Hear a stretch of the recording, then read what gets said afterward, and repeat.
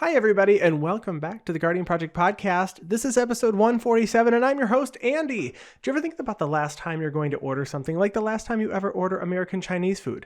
That will be the day you open your final fortune. Oh, I like that. And I'm your other host, Mike, and we don't know much about these New Capenna crime families other than the fragment of information that Wizards has given us. Well, not a fragment, a shard. Please listen carefully. And this is the podcast where we talk about all things Magic the Gathering. But mostly Commander. So we have some new secret layer coming out. Secret layers, a single secret layer. One of them, yes. Only one. One that this is one that got me because I'm not a fan of April Fool's Day. I don't know. I don't usually think the jokes are funny personally, but it was one where when you see something, you go, is this real? I think this is real. I don't want to be got because I'm not sure if this is real.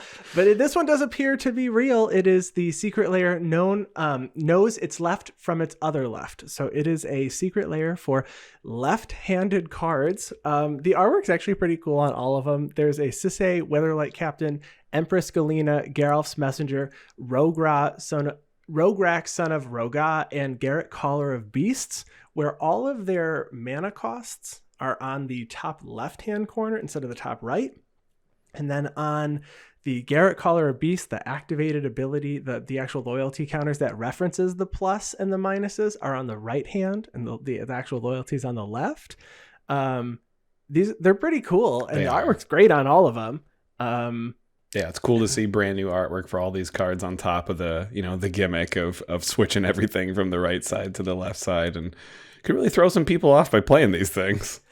And I'm pretty sure, if I remember correctly, like Geralf's Messenger, it got expensive, and I don't remember how much it got to be, but this is a pretty good one to have in here. I mean, it was around $20 at one point. I think right now it's around $8. So this is a really good one to have. You can get it in non-foil for $30. You can get it in foil for $40. So these are available from April 11th through May 9th. So you can check in at the Secret Layer website to order these. And it also says that we should look forward to an April 2022 super drop that is going to be revealed soon. So if you're looking for some new cool artwork, also when I was looking at these, and I'm holding cards in my hand as we're speaking, I hold all my Magic cards in my left hand already. Oh, so wait. I'm right-handed. I hold them all in my left hand. I really feel like if you held a Magic card in your left hand, and these particular Magic cards from this secret layer in your left hand, you wouldn't be able to read their power and toughness, because that would be the corner that you're holding them with your hand. So I wouldn't read their power. I wouldn't. Well, I mean, to be fair, you can only see the power and toughness of the one on the top anyway. Well, that's true. Even if I held them in my... But now you can't read any of them. So now they're all equal. So now are we saying it's more difficult? Who knows? The artwork's great, so go check those out. Yeah, we also got a blog-a-tog from Mark Rosewater about Streets of New Capenna, and we want to go through and talk about some of these hints about what we are going to see in Streets of New Capenna. So before previews start, we, as usual, we thought we'd begin with another of my duelist-style teasers, where I give hints of things to come. But this is only going to be partial information. So first here we have 5 mana costs using existing mana symbols that were never used before. What do you think that could be? 5 mana costs using mana symbols. Existing mana symbols that we've never used before. So existing mana symbols, but we've never used these mana costs. So like... I mean, the Tamiyo one was new. It had hybrid and Phyrexian in it. Exactly. From Neon Dynasty. That one's... I don't know. What do you think? I think it's probably going to be the same thing, like the whole. We're making set. We're completing another Planeswalker this set. I think we're completing maybe not a Planeswalker. Maybe it'll be a legendary creature or something instead of a Planeswalker. I'm not really sure, but I guess this set is going to be bringing a lot of Planeswalkers together. So maybe. I don't know. It could be Elspeth. Who knows? Next, we have a spell that costs 13. Black. So 15 mana total. Yuriko players rejoice. Yeah, this is going to be a lot of damage on the stack. I don't know. It's going to be a spell that someone cheats somehow. Oh, so yeah, it'll be really good. It's going to be really good, whatever it is. I assume it's going to have some sort of cost reduction in its in its casting It's cost for us. on It's Emrakul Streets of plus New Black Capenna. Black. I love it. Yeah. Okay, a mechanic we've tried to get in numerous sets finally finds a home. So this is a mechanic that's never happened before. So it's blindly guessing about new mechanics here. New mechanics. It's like Split Second, but also draws you a card. Ugh, I hate it. I mean, I love like the it. card draw part, but Yeah. Yeah. Next is a creature type theme for a draft archetype that's never been used before. So we've had humans, we've had werewolves, we've had vampires. Maybe because we have seen some discussion on cephalids. Maybe we have cephalids. Oh yeah, I was just gonna think. I know that the crime lords are all supposed to be led by demons. I was just gonna assume demons, but Oh, maybe there are a lot of maybe this is the set where we get a lot of smaller, weaker demons that can be drafted regularly. Lesser demons and devils. I like it. Okay, we have a red creature that can make token copies of creatures you control. So like Kiki Jiki, Mirror Breaker. But probably not Kiki Jiki, since we're not on Kamigawa. We are not, but Rionia Fire Dancer will like making copies of creatures that you control in red. That's true. I don't know. That's really good though, because I like the ETB effects in red decks. Mm-hmm. We have a card that will cost white, blue, black, red, green. No, it adds that, actually. Oh, it adds. A card that adds. Yeah, so this is similar to Ramos removing 5+1/+1 counters to add that to your mana pool. So, who knows? Maybe Ramos is back. I have no idea what Ramos's plane is. I assume Tamanarian. We won't see him, but who knows? Okay, a mechanic which first premiered in a standard legal set in the 2000s sees a return to standard. So for the entirety of the 2000s, I didn't play this game. Yeah, me neither. So that one I don't know if I'm going to be familiar enough with. Maybe it's something like Threshold. Or Affinity? I assume that's in the 2000s. Something to do with artifacts, maybe? I don't know. The next one is a card that makes cat and dog tokens. Nice. We have a card that does that already, so I'm... Rin and Siri players. That's rejoice. right. Hopefully it fits in the Naya shard so that we could put it in the Rin and Siri decks. Yes. A draft theme caring about a threshold in the graveyard we haven't cared about before. Okay. So Threshold cares about 7 or more cards being in your graveyard. And then we had... we went back to Innistrad, and that one had kind of like a threshold. What was that called? Where it was like different card types. It reduced Emrakul. Delirium. Okay, Delirium's kind of similar. Mm-hmm. So maybe maybe it is threshold, but for something different. Or like it cares about like a certain permanent type specific, like 7 instants or sorceries or 7 creatures. Something like that, or 2 sagas, or I don't know. It's a new plane, so it's probably not gonna be sagas, but like something like that. Yeah, maybe it's that. Multiple white cards capable of drawing a card each turn. Oh my gosh, bring them on. We got it.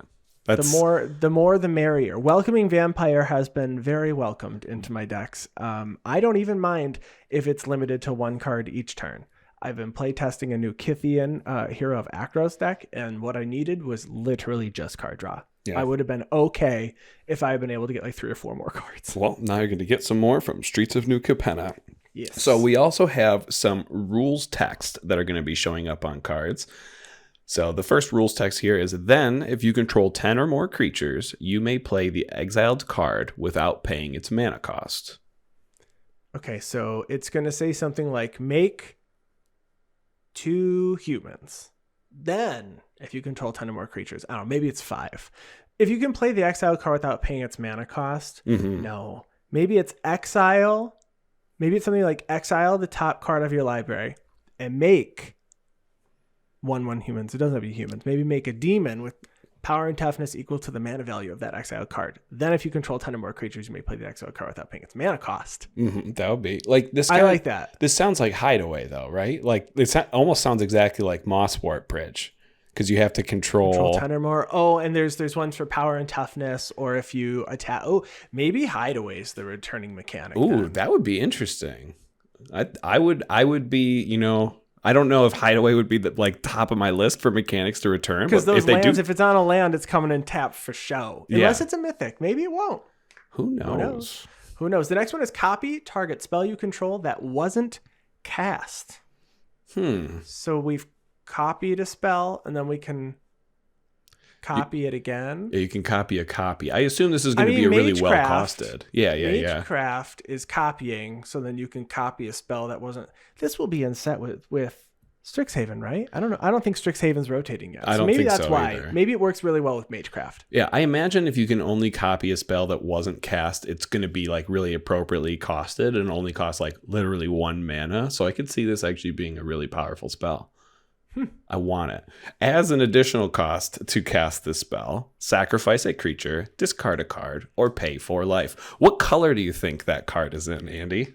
Yeah, I think it's probably a black spell or black green. Yeah. Or Jund. It could be Jund. We're going back to 3 Jund. Colors. It very well could be. Actually, that kind of fits well with Jund. Giving that many options is probably going to be a very powerful effect. Oh, yeah. The next one is if exactly 3 colors of mana were spent to activate this ability, which feels very reminiscent to that mechanic. Was it called Adamant in Throne of Eldraine, where it was all of 3 of a single color. 3 of a single color. So if this is 3 different colors. So exactly 3 colors of mana. Yeah. Okay, that makes sense. So it's completely opposite of what I just said, but my head was in the right place. For sure. My heart was in the right place. I think this is going to be a generic spell that doesn't fit any particular crime family, but if you spend your shard of mana in it, you're going to get the ability. But that way every crime family is going to be able to use this one. Maybe it's another one of those mana rocks on 3 mana, but it has an activated ability that wants you to pay 3 colors of mana when you tap it, and if you spend exactly 3 colors of mana, you can do the thing. Yeah. I think that's pretty. I'm going to put that one down. Maybe that one could be right. Yeah, sometimes I'm right about these things. If it's not a card, it should be eventually. So yeah, eventually. Okay, so we have create a 1/1 blue fish creature token. I saw somebody I did see somebody talking about this online, and they were talking about maybe there's a card that's because it is crime families, someone's going to sleep with the fishes. Oh. Very mob bossy. I like that. And you're making blue fish creature token, which is interesting. I think it's very flavorful. I hope they have a 2/2 red fish, so we can have a 1 fish, 2 fish, red fish, blue fish. They're gonna make it green. Green gets everything. We will have the text on a card that says, "When you cast the spell, copy it." Oh, perfect! It's a spell that we can copy that we didn't cast. It's a draft archetype. Love it. Yes. We have Wooburg, tap, sacrifice, card name. Is this going to be a legendary creature or not? Or is it? I would assume not. We're in a 3-color set. I would assume they're not going to give us a 5-color commander. It's half of Door to Nothingness, right? That's double Wooburg, tap and sacrifice Door to Nothingness to have target opponent lose the game. Is that double Wooburg? I think it's double. I think it is. If it's not, blame Mike because he made me believe him.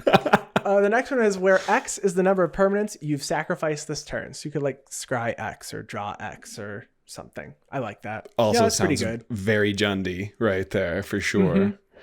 Okay, count the colors of the sacrificed creature.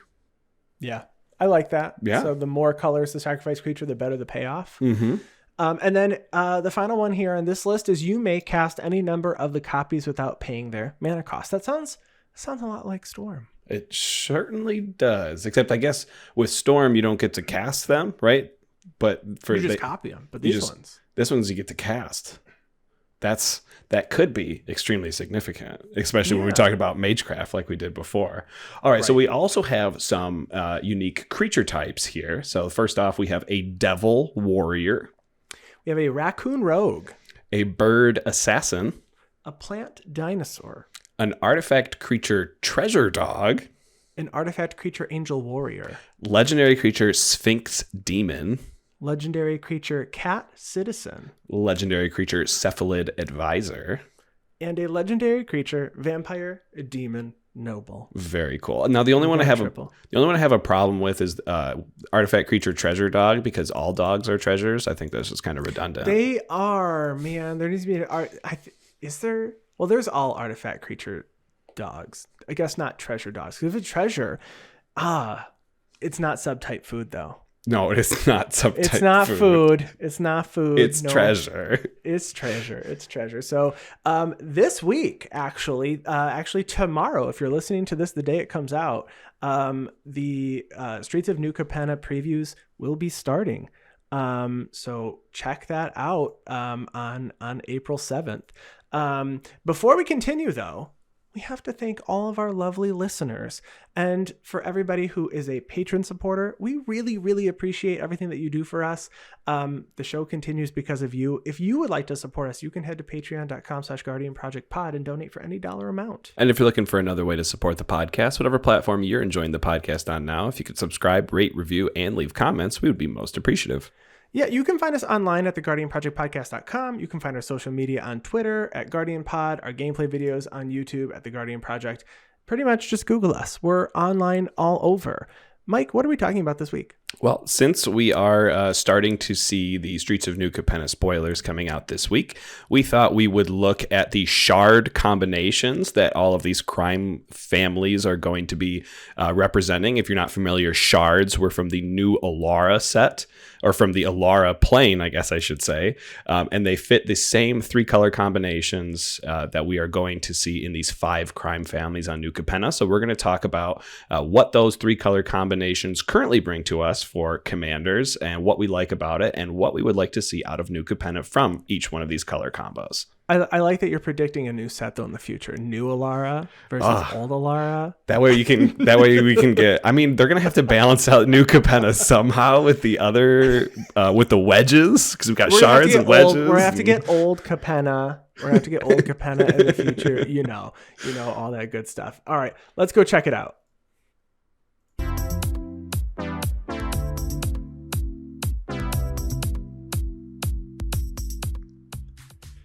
So we are back to shard colors, not wedge colors. We've seen the wedge colors on multiple occasions now. We got to see those both on the Tarkir block, and we got to see wedge colors again when we visited Ikoria. Mm-hmm. This time we are going to see the shard colors. So the common phrases or terms that we have associated with these were related obviously to the locations on the plane of Alara. So there was Bant, which is white, green, blue; Esper, which is blue, white, black; Grixis, black, blue, red; Jund, red, black, green; and Naya, which is green, red, white. We are going to take a look at these, but also we will discuss the differences, I guess, between these and what we might see with them with their new name when we hit Capenna, the Streets of New Capenna. So Bant, those will be called brokers. And it looks like the differences between these is that instead of Bant's primary, which is white, Broker's primary is green, with the secondary being white and blue. So the Brokers, that should hopefully differentiate these sets, is the primary color focus. Mm-hmm. So taking a look at Bant, the top 3 Bant commanders based on EDH Rec are Arcades the Strategist, Chulainn Teller of Tales, and Tuvasa the Sunlit. Arcades is a dragon that cares about walls, creatures that have Defender, I guess. Chulainn Teller of Tales is really cool. When you draw a creature, you play creatures, draw cards. You can put creatures from, your battlefield back to your hand, so you can continue to draw cards and play lands. Mm-hmm. Really good engine. Tuvasa the Sunlit is an Enchantress deck, gets +1/+1 for each enchantment you control. So we are again still in the green, white, blue color combination. So let's talk about what we like about it, what we don't like about it, and what we'd like to see. So what I typically see, and just from my primary experience with Bant in general, is just I see a lot of pillow fort themes. So people just playing out a lot of enchantments and then building up a wall that they have to pay, or that their opponents have to pay to swing at them. I'm not a huge fan of the Enchantress theme or the Pillow Fort theme. I did just build a Sagas deck that has a slight Enchantress theme. It feels a little different, so I haven't been turned off by it, but I think they build themselves to be a little, I don't know, I want to say boring, but that's kind of where I'm headed. Like this, it feels like maybe I just want something new. Like this color isn't doing it for me.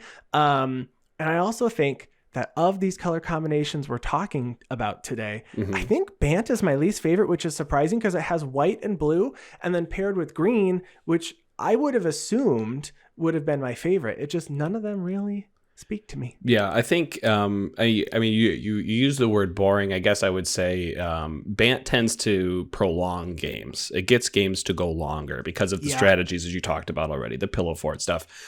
Even past, obviously Arcades is about pillow fort because you're using alt defender stuff. But even past the top 3, you're looking at a lot of blink strategies. We already mentioned enchantment strategies. There's even some auras and equipment strategies like Tuvasa, Galia, Rafika the Many. And other than that, it just seems kind of like general good value stuff. And that's kind of where I would put Shulane. Like you could say, oh, that means that Shulane says you're building your deck around creatures. And it's like, I don't really consider creature decks much of a major theme anymore. It's just you get extra card draw value, extra landfall from just playing creatures that you are.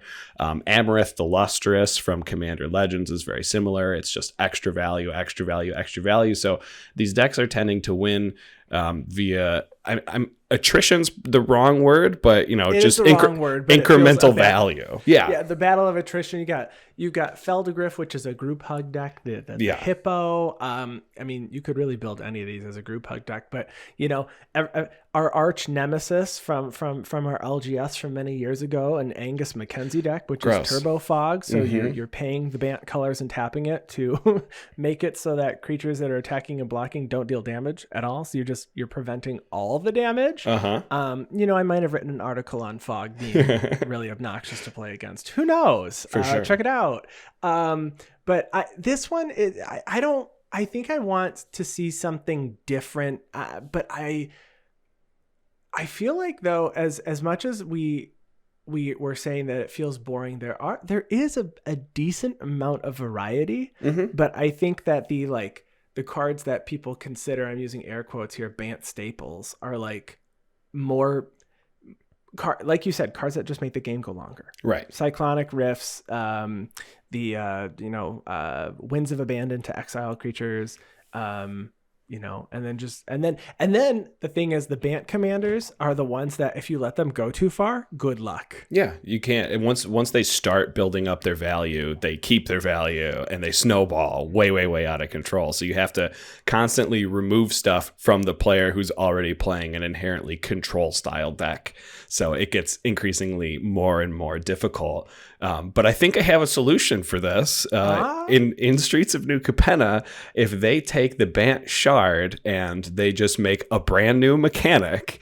And so we talked about a couple brand new mechanics that we're going to have in this set when talking about Morrow's teasers. So if they just made the Bant Shard focus around this brand new mechanic, it doesn't have to bring anything new to the table. When I was writing these notes, I was kind of comparing it to Venture into the Dungeon that had an AFR that like the Esper deck was really good at just adventuring into the dungeon over and over again. But if you think about adventuring into the dungeon, it doesn't do anything that Magic hasn't done before. You draw cards, you make tokens, you make treasure, you get to get free stuff off the top of your library. These are all things Bant would love, but if they just had a brand new mechanic that you were forced to build around in order to go into some sort of synergies with this mechanic, I think that would be an acceptable place for me at least. And I know you referenced your Sagas deck. It kind of feels like when you're forced to build around a very particular type of permanent or a very particular type of mechanic, you can get away from that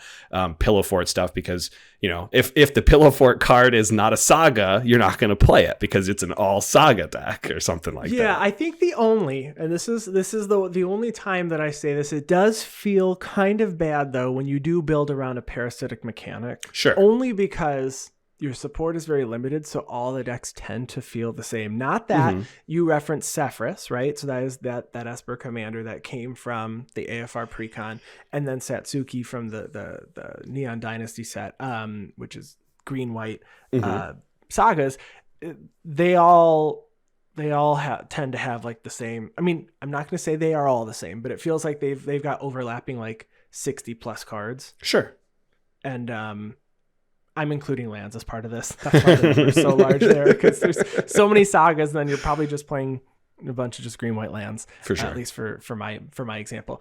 And I feel like it would probably have even been that way if we had gone back to even like Aether Revolt and we had gotten like Energy and all that and those sets before we were focusing specifically on Commander. I feel like it would probably feel the same way if we had those mechanics that really only work with one block or plane. That's just my opinion, though. Okay, but it would work if you're looking for something in the Bant color combination, because I don't think we have anything that is considered parasitic today. Right. In Bant, they all seem pretty generic. I mean, there's Bestow, which is just auras for the most part. Like if you're looking at like a Kestia the Cultivator deck. Right. But yeah, that is an option. So that actually, you're correct. It would at least solve for giving somebody a different option than maybe a value or Enchantress theme. Let me do one more spin then here. I used to have a Kydel, Chosen of Krufix, and Arden Intrepid Archaeologist deck that focused on curses and giving out curses to people. And I know we talked about enchantment theme, and this would still be an enchantment theme, and you wouldn't normally think that Bant is good in curses. But if you think about brokers and, thinking about like putting people into debt and stuff, you could consider debt and contracts and stuff curses. So maybe a curses theme is in our future as well. Student loans. Yeah, well, curse them indeed. Okay, so the next color combination we have here is the Esper color combination, or here in Streets of New Capenna, we have Obscura, which is focusing on the color white. So we have the top 3 Esper commanders here being Alayla, Artful Provocateur, Oloro, Ageless Ascetic, and Zur the Enchanter. So typically the Esper theme, when people think about it, they think mostly about artifacts. And you do see, once you get a little bit deeper into the top Esper commanders, you see things like Send Triplets and Sidri, Galvanic Genius, which definitely are focusing on artifacts. But Andy, I know you and I probably share the opinion that there's a large variety of stuff you can do in the Esper colors. Actually, there are, and this is the one that I was surprised to think, because as I've seen Esper built before, I've usually just seen artifacts because of things like, Rebecca Silas Wren as partners, or Sharum the Hegemon, or, Sidri Galvanic Genius, or even Nevin Neral Urborg Tyrant. They all are in the white, blue, black color combination here. And, previously Esper focused heavily on blue, with white and black being the secondary color. So maybe white being the primary will make it feel a little different. But looking at the top 3, you have a tokens deck that cares about playing artifacts and enchantments. You have a life gain deck in Oloro, and then you have an enchantment deck in Zur. But then even beyond that, you have Amanatu the Fate Shifter, which is caring about reorganizing the cards on the top of your decks. Verena Lich Queen, which is a zombie deck. Sephiroth, which is the parasitic venture deck, I guess. And maybe I am being harsh. But then even Inet Cryptic Sovereign, which is revealing the top card and caring about odd mana values. So there's like a lot what you can do, and it has, I think, the most variety of all of the themes, but they still are pretty heavy in artifacts. I don't know. I don't see Esper played a lot. Maybe it's because your only Esper deck that you had at one point was Send Triplets, and we never let you keep Send Triplets out. So you think you stopped playing it. Yeah, so that deck was originally, I think, an Oloro deck, and then it was like, why even have this? No, I think maybe it turned into Oloro at the end because my commander kept getting killed. That probably is what it was with Send Triplets. This one, you can't touch it. I get 2 life every turn. It doesn't matter what you do. Yeah, despite Oloro being, I think, in my top 3 least favorite commanders of all time. Because it feels, I'm sorry to all you Oloro players out there. It feels lazy to have Oloro as your commander. You think so? It's just like, it works really well. It does. Life gain deck. It's a fantastic card. It's really, really good.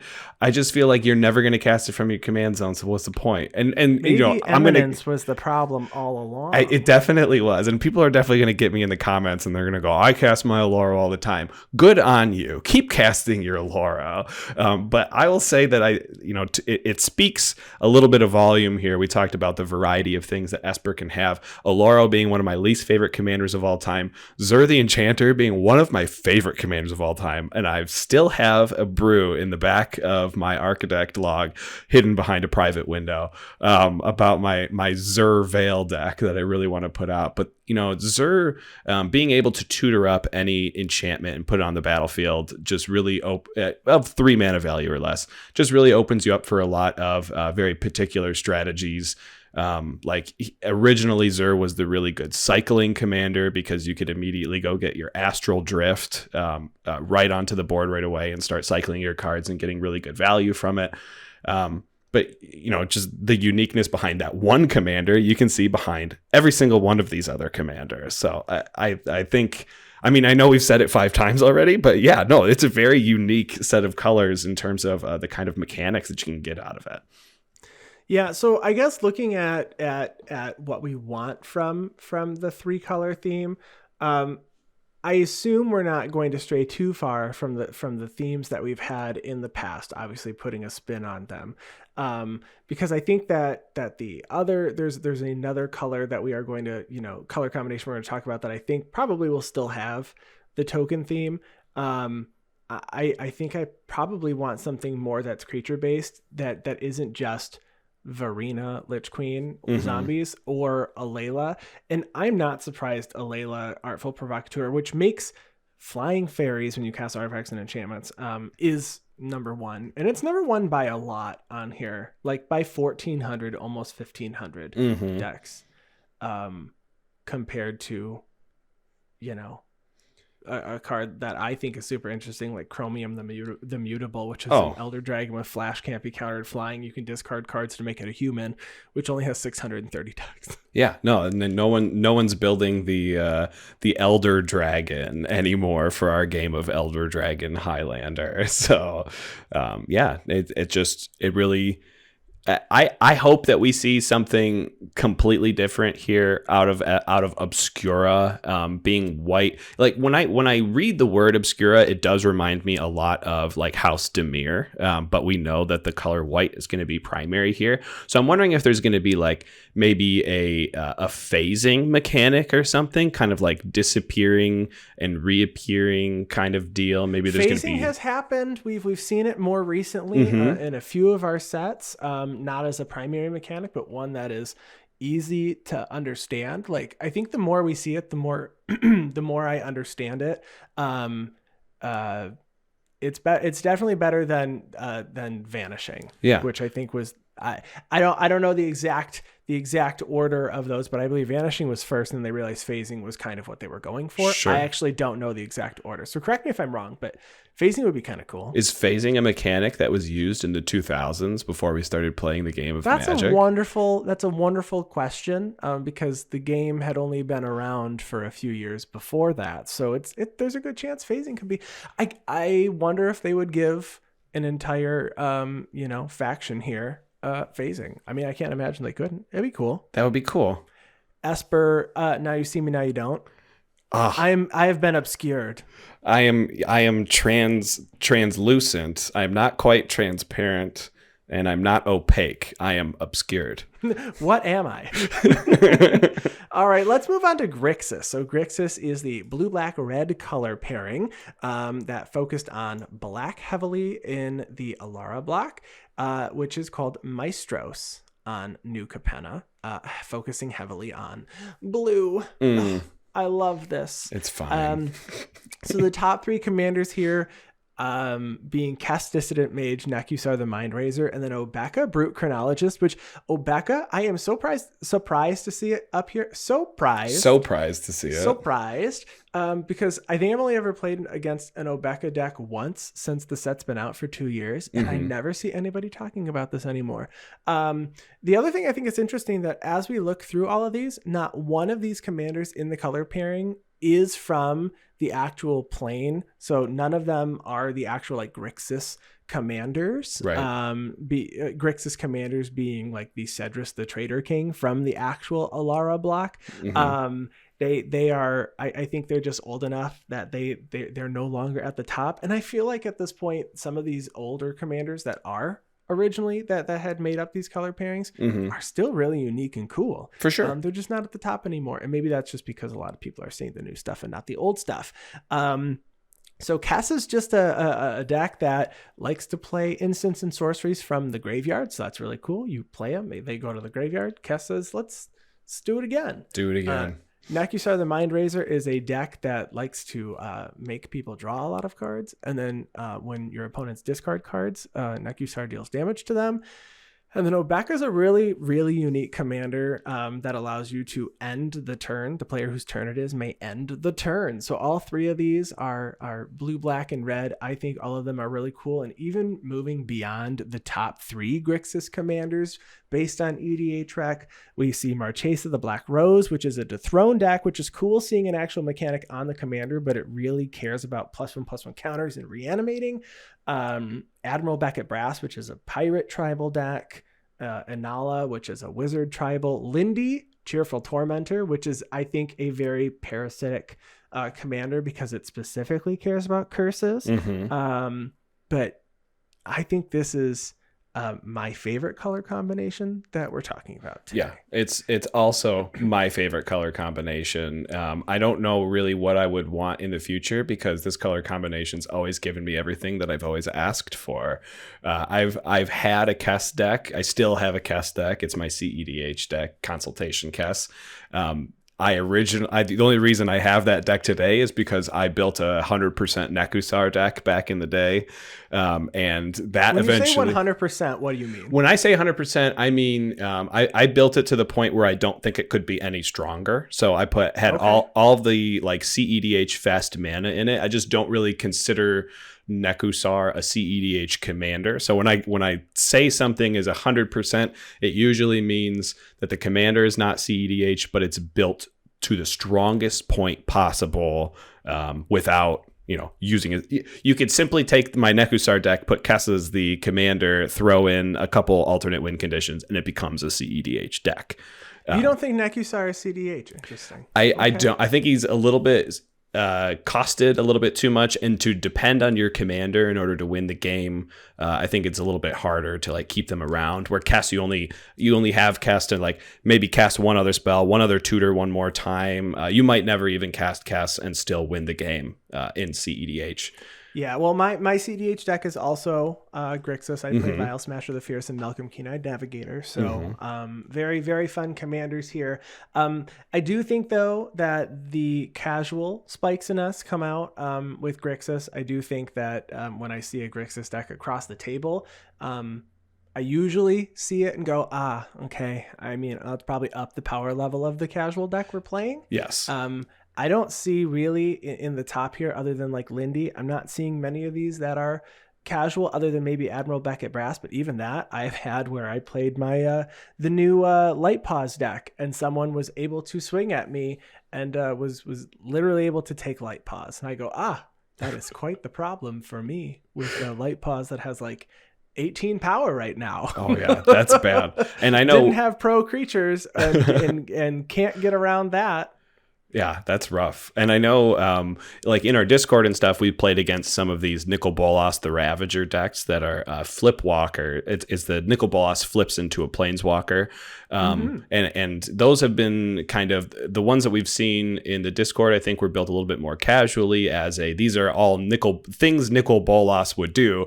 But I also had this deck as a Super Friends deck that was real mean. It was very, very turbo to flip Nicol Bolas, which costs a total of 11 mana, which I could normally do on turn 4 or 5 in that deck. So it was a very mean way to do it. So you're absolutely right in that Grixis brings out the Spikes in Us. But if we did want to see something new here in Maestros for Commander, what kind of stuff would you want from the Grixis colors? I want it to keep doing the exact same thing it's doing.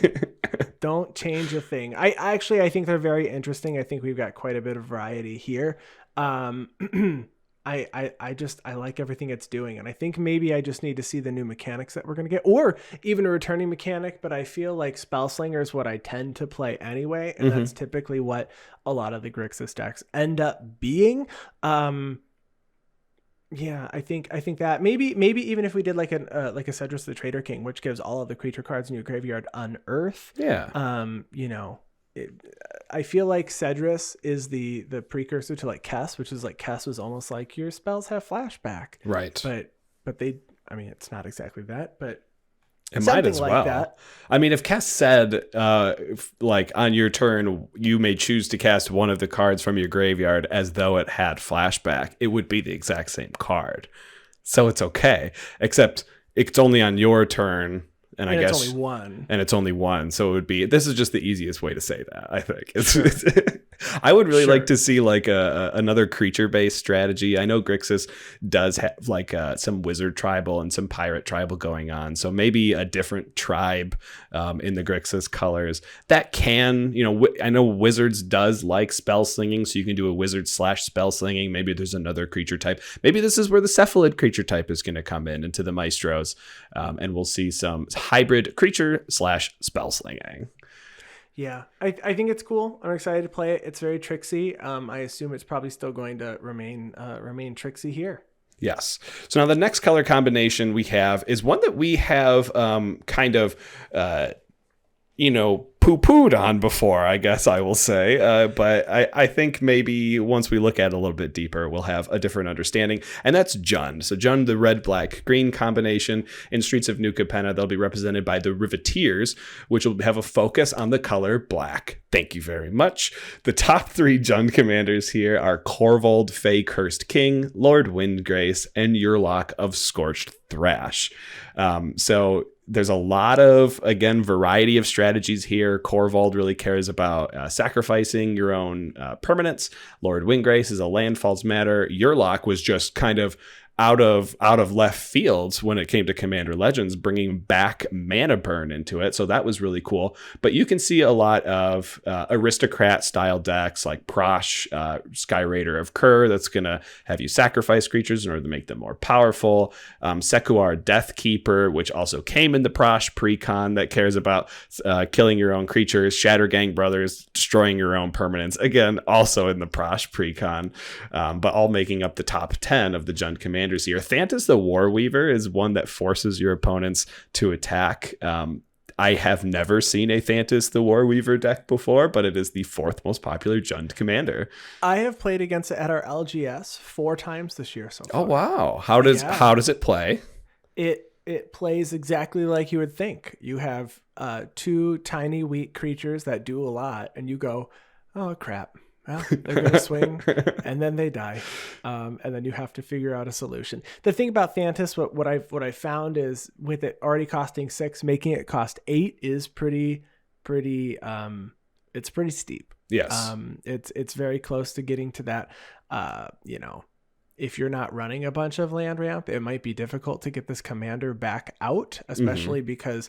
And and I'm not tracking our turn order, but I do see some of the games that I'm playing in person are ending sooner than they are even on our streams. Okay. And not that I think that there was any sort of misunderstanding of power level. I just think the game has gotten faster, and I'm not upset about that, but I think the game has gotten a little faster. So when I see people playing out, turn 1 Soul Ring and then a Signet, I'm not upset or thinking that anything is wrong, because I've seen it so many times now. Mm-hmm. But I wanted to say, and I'm going to read my notes exactly as they are written, that I wrote, as much as I want to dunk on this color combination, which is funny because I did say Bant was my least favorite. After I went through these notes, I do think that Bant is my least favorite.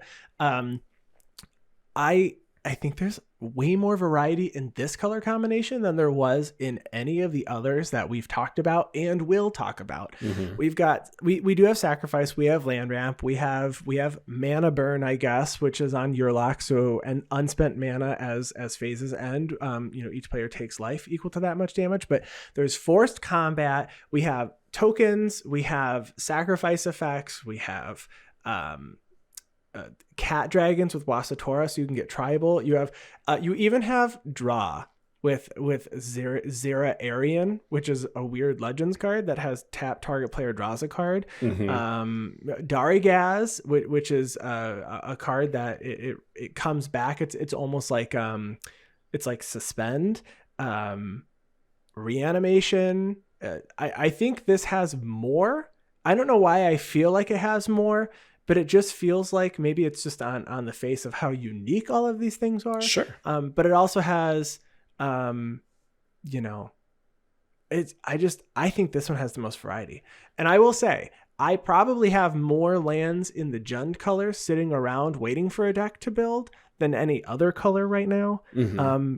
I'm officially like out of blue white lands and like blue black lands and green white lands, but I've got Rakdos and Gruul and I think Golgari lands sitting around. So I maybe if we get something really cool, this will be the color combination that I build, because we're going to do a stream with all new commanders right after New Capenna comes out. So everybody can look forward to that. I'm actually really excited.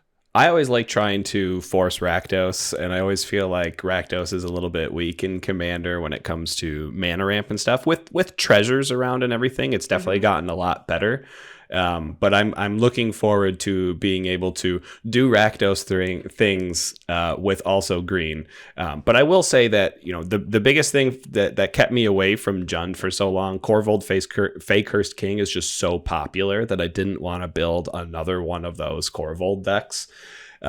Lord Is Wind. it hipster now to say you're not going to build a popular deck and then just build it anyway? I think that is now the hipster thing, is to just do what you said you weren't going to do. Yeah, because it's like, it's popular, I'm not going to do it, but then you just do it anyways.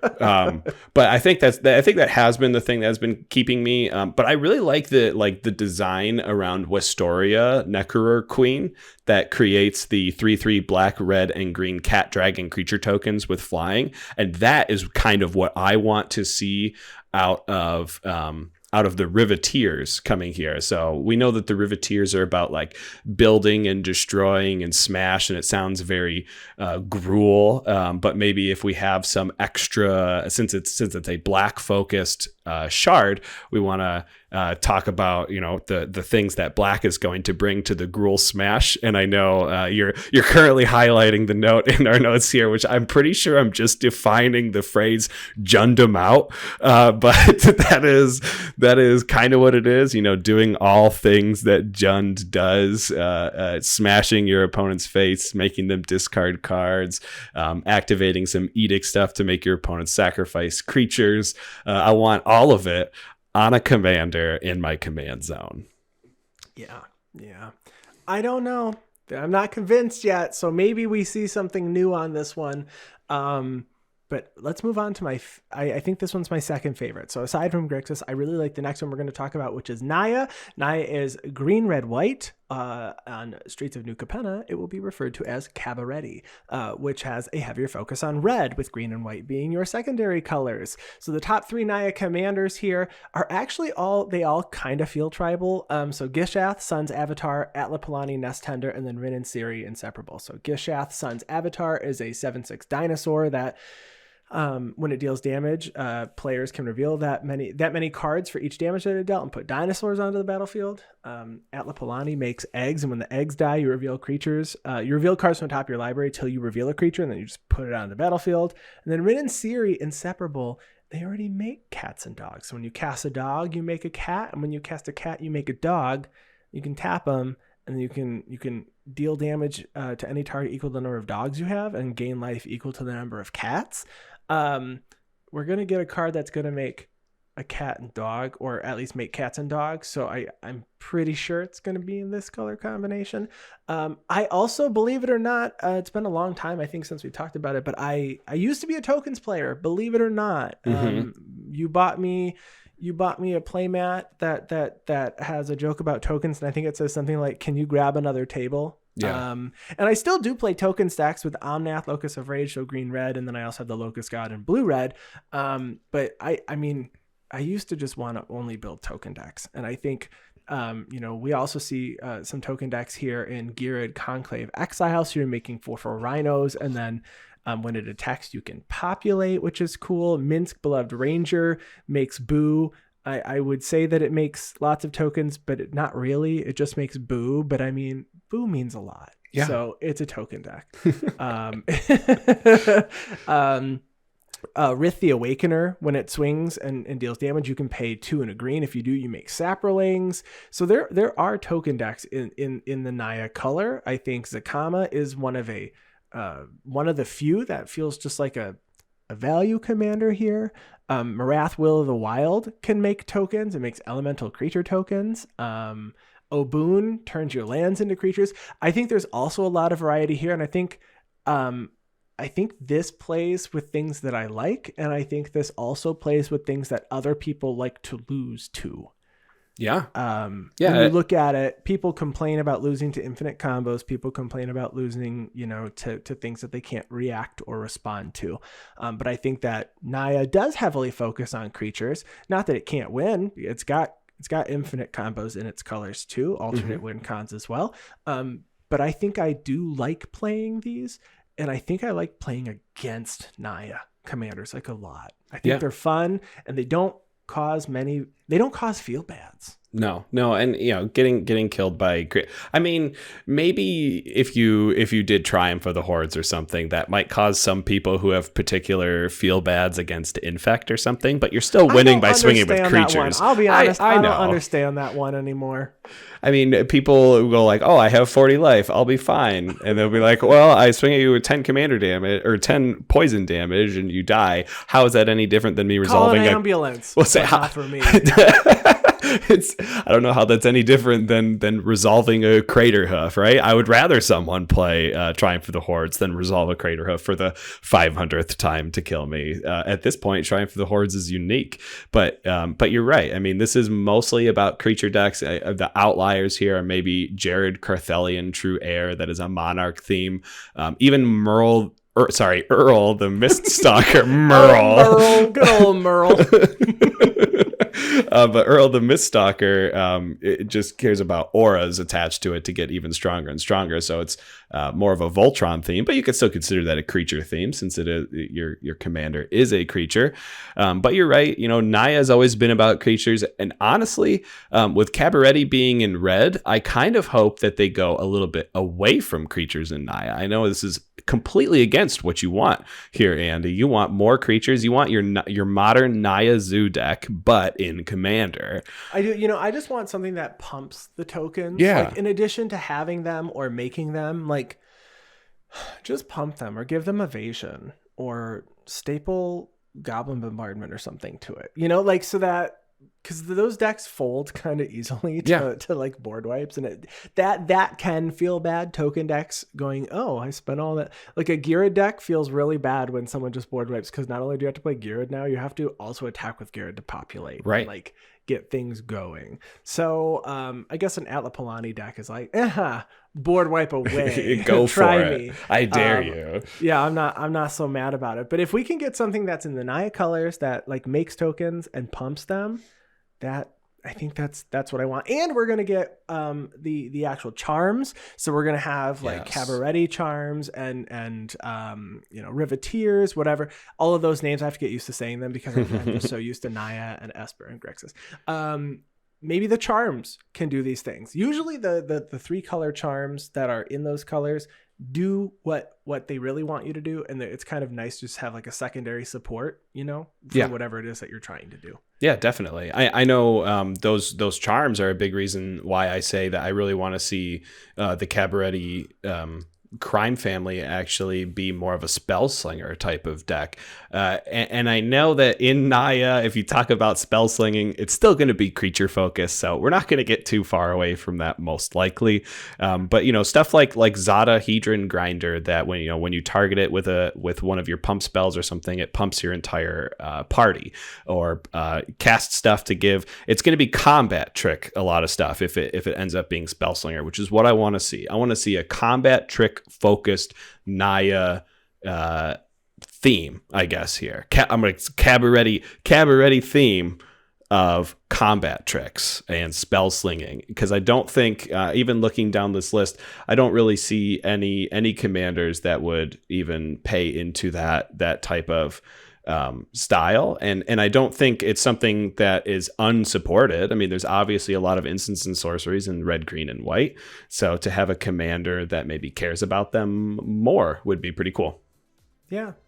Well, I am excited to see what's coming out. It feels like it had been a long time since we had preview season, because it felt like preview season just continued on and never actually stopped. But we had about a month a month and a couple of weeks off. That's right. Since the last preview season. So stay tuned for later this week, or tomorrow if you're watching the day of the, or tomorrow if you're listening the day that this episode comes out, because we are going to be getting our previews very soon. And that's it for this week. If you want to find me online, you can find me on Twitter at Andy Flory. And you can find me on Twitter at Wormcoil Engine. And of course, we want to give a special thanks to Ryan Nichols, our producer and editor, who is now living in a separate state than us. We miss you already, and thank you so much for everything that you do. And Chris Wolf, who handles all of our graphic design. You can check out all of his designs over on our YouTube channel for his thumbnails that he makes for our weekly Commander streams. That we post there on YouTube. So if you want to check those out, definitely check those out over there. And to all of you listeners, we will chat with you next week. Goodbye. Bye.